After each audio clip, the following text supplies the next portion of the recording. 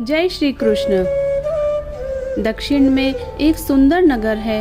वहाँ एक बनिया अपनी भार्या के साथ रहता था। दोनों पति पत्नी स्वभाव से बहुत अच्छे व संस्कारी थे। बनिया की पत्नी गर्भवती होती, संतान को जन्म देती, किंतु भाग्यवश उनके संतान कुछ समय मरणोपरांत हो जाते। इस प्रकार एक एक करके बनिया की पत्नी के 6 संतान मृत्यु को प्राप्त हो गई। इस कारण दोनों पति पत्नी बहुत दुखी होकर मरने का उद्देश्य लेकर घर से वन की ओर चल दिए। वहाँ जंगल में एक साधु से उनकी भेंट हुई तो उन्होंने साधु से अपनी व्यथा कह सुनाई। साधु ने ध्यान लगाकर देखा कि बनिया के संतान कहाँ हैं। साधु ध्यान में यम, कुबेर, वरुण, इंद्रादि लोक में ढूंढने लगे, किंतु जब वहाँ बनिया के बच्चे नहीं दिखाई दिए तो साधु ब्रह्मलोक चले गए।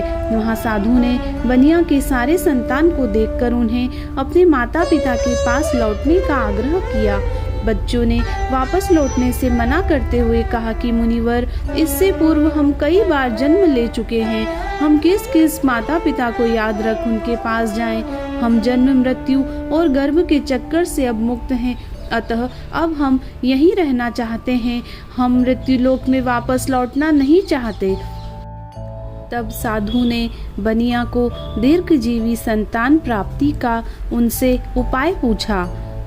उन्होंने कहा, बनिया और उनकी पत्नी माता हलषष्ठी का व्रत रख पूजन कथा श्रवण कर अपने पुत्र को व्रतोपरांत जल से भीगा कपड़ा लगाए तो उनका वह बालक दीर्घजीवी होगा। उन आत्माओं से इस प्रकार सुन साधु ध्यान से वापस आ गए और बनिया से हलषष्ठी व्रत कथा नियम आदि को बताया। साधु से इस विधि विधान को सुन दोनों पति पत्नी घर को गए। समयोपरांत जब हलषष्ठी व्रत का दिन आया तो उन्होंने व्रत रखा व संतान प्राप्ति का वर मांगा। माता हलषष्ठी की कृपा से अब बनिया की पत्नी गर्भवती हुई और उससे एक सुंदर संतान को जन्म दिया। अगले व्रत पर उन्होंने साधु के बताए अनुसार अपने पुत्र को पोता मारा, मतलब कि एक गीला कपड़ा लगाया। माता की कृपा से अब उनकी संतान दीर्घायु को प्राप्त हुई। बनिया का परिवार प्रसन्नता पूर्वक जीवन यापन करने लगा। हलषष्ठी माता की जय।